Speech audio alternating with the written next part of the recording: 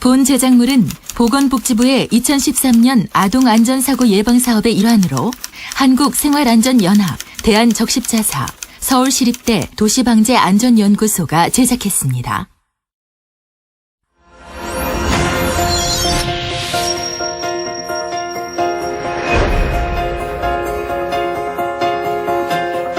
전남 나주시 대우동의 한 고등학교 본관 3층 컴퓨터실에서 불이 났습니다. 한 초등학교 과학실에서 불이 났습니다. 인천시 청학동에 있는 한 고등학교 교실에서 불이 났습니다.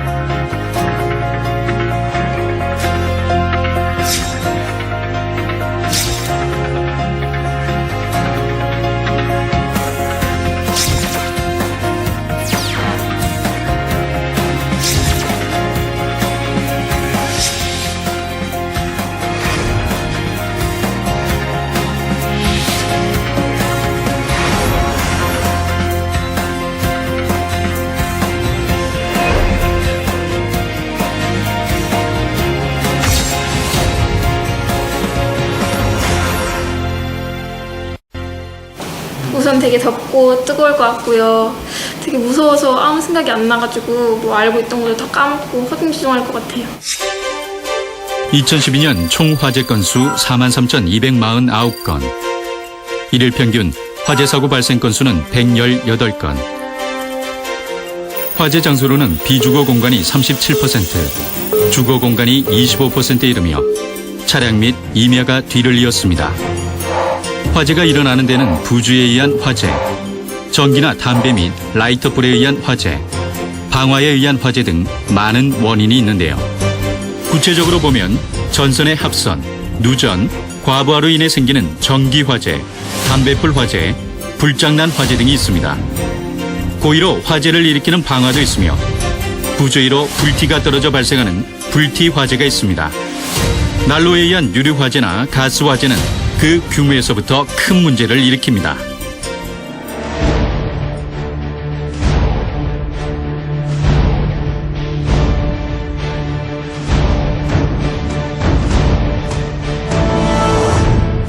화재가 한번 발생하면 수많은 재산과 인명피해를 낳습니다. 지난 2012년을 보면 2,223명의 인명피해를 냈으며 3천억에 가까운 재산피해를 냈습니다. 화재로 인한 피해에 인명, 재산 피해만 있는 것은 아닙니다. 산불과 같은 경우 자연훼손의 손실이 막대해집니다. 더욱 충격적인 피해는 대한민국의 문화재에 방화로 인한 화재가 났던 경우입니다. 소중한 대한민국의 문화재가 한순간의 화재로 인해 잃어버리게 되었습니다. 화재는 그 원인이 많듯이 원인과 확산 규모에 따라 형태가 다양하며 환경적인 여건에 따라서도 그 양상이 다양합니다. 소방에서 5분은 황금의 시간이라 부르는데요. 화재가 발생하고 5분이 지나면 연소 확산 속도가 급격히 빨라져 그 피해가 가속화되고 맙니다. 이후에는 확산되는 화재를 진압한다고 해도 모두 타버린 잿더미만 남을 뿐이죠. 그렇다면 화재는 얼마나 빨리 확산될까요? 실험을 해보았습니다. 밀폐된 공간에서의 화재는 더욱 위험한데요. 사방이 막힌 밀실에 한쪽 면만 밖에서 보이도록 해놓고 불을 붙였습니다. 5분이 지날 때까지는 밀실에서 연기만 새어나옵니다. 하지만 9분 뒤 불이 갑자기 커지고 연기가 걷잡을 수 없이 뿜어져 나옵니다. 산소가 없는 공간에 웅크리고 있던 불이 폭발하는 역류 현상이 일어난 겁니다. 그렇다면 학교나 학원에서 화재가 발생했을 때 어떻게 해야 할까요?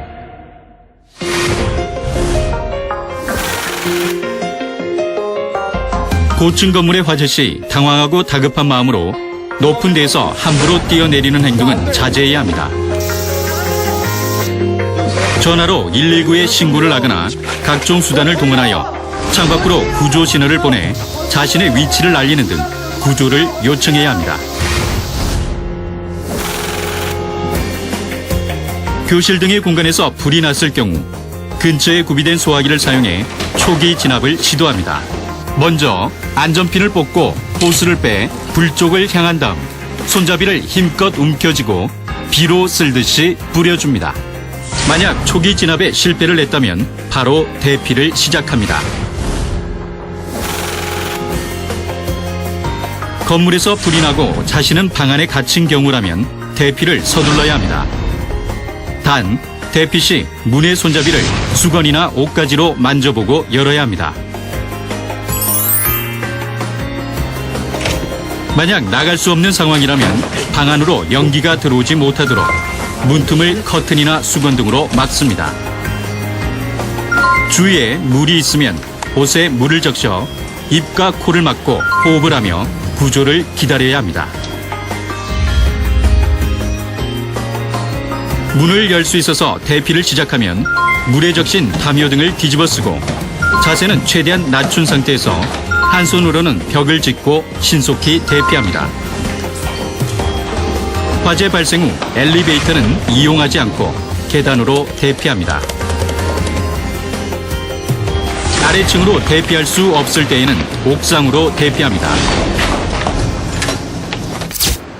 일단 불이 나게 되면 이제 그 화재로 인한 열기나 깜깜한 연기로 인해 가지고 자기가 이때까지 느껴볼 수 없었던 그런 죽음에 대한 공포감 등으로 인해서 이제 사람들이 이른바 패닉 현상에 빠지게 됩니다.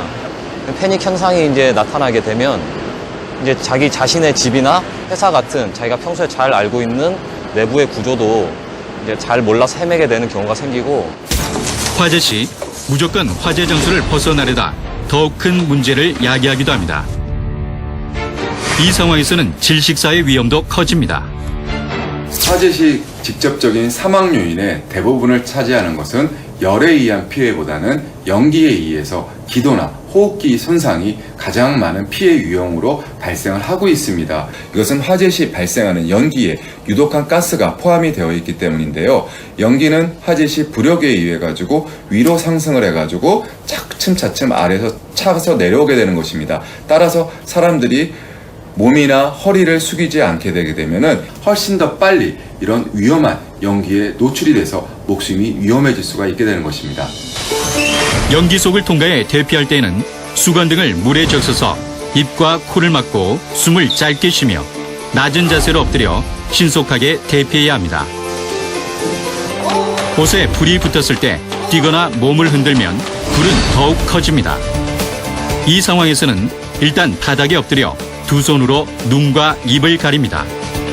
이후 바닥을 뒹굴며 불을 끕니다. 도와주세요! 불이 났어요! 도와주세요! 도와주세요!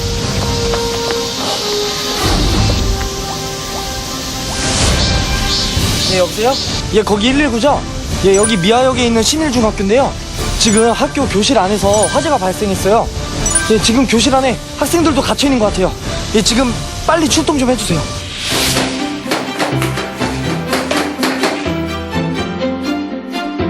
밀폐된 공간에서의 화재 예방이 무엇보다 중요. 일단 전기 관련 기기의 선이 꼬이지 않게 무거운 것에 눌리지 않게 하는 것이 중요합니다. 난로 및 가스 관련 기기 주변에 가연물을 두는 것은 금물. 위험천만 불장난은 노. 화재 시에는 주변에 비치된 소화기로 1차 소화를 시도해보고 즉각적인 대피와 구조 요청을 합니다.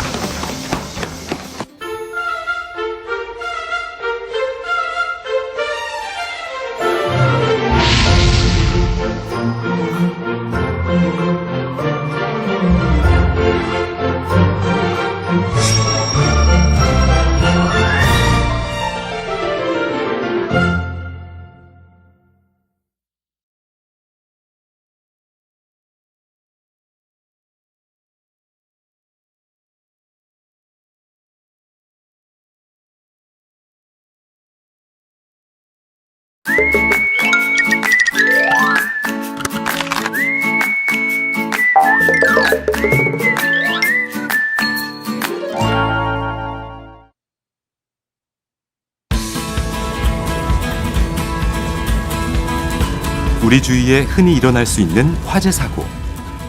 화재 발생 시 올바른 대피 방법을 알지 못하면 오히려 더 큰 위험에 처할 수 있습니다. 따라서 건물에 따른 대피 방법을 미리 알고 대비하는 것이 중요합니다. 화재 발생 시 건물 유형별 올바른 대피 방법은 무엇일까요?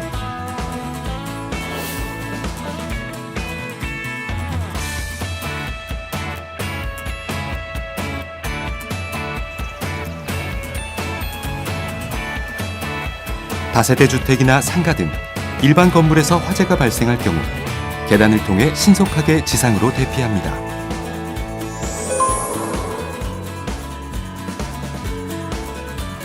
지상 대피가 어려우면 옥상으로 대피하거나 밖으로 통하는 창문이 있는 실내에서 창문을 닫고 구조를 기다립니다.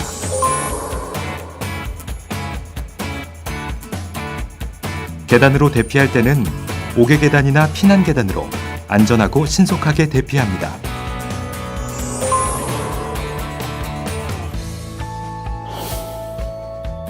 일반 건물에서 안전하게 대피하는 방법, 다시 한번 확인해 볼까요?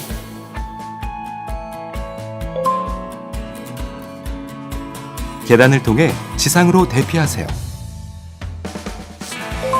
지상 대피가 어려우면 옥상이나 밖으로 통하는 창이 있는 실내에서 구조를 기다립니다.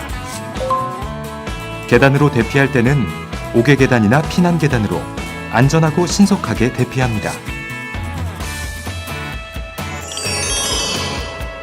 안전한 화재 대피를 위한 4가지 보너스 팁.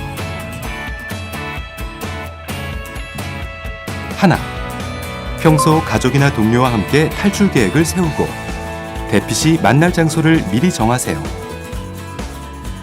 둘, 평소 안전교육과 재난훈련에 적극 동참해주세요. 셋, 화재 시에는 올바른 방법으로 신속하게 대피하여 자신의 안전을 스스로 지켜주세요. 넷, 타인의 구조는 구조대원에게 맡겨주세요. 생활 속 철저한 대비가 여러분의 생명과 안전을 지켜줍니다.